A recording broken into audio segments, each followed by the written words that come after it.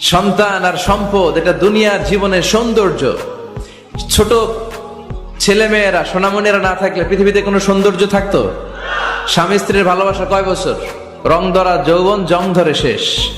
1-2 বছর পরে আর আগের ওই মাতলামিটা থাকে না, ওই ভালোবাসাটা থাকে না। এরপরে ভালোবাসাটা হয় ছেলে মেয়েদের কারণে, ঠিক কিনা?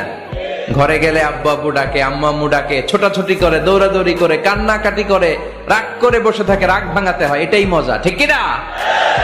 এজন্য আল্লাহ বলেছেন জিনাতুল হায়াতি দুনিয়া। ছেলে মেয়েরা, সন্তান সন্ততি হচ্ছে দুনিয়ার জীবনের সম্পদ, দুনিয়ার জীবনের সৌন্দর্য।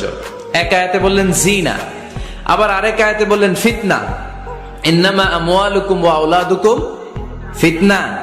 তোমাদের সম্পদ, তোমাদের ছেলে মেয়েগুলো যেমনি সৌন্দর্য, আবার অন দা আদার হ্যান্ড তারা তোমাদের জন্য ফিতনা।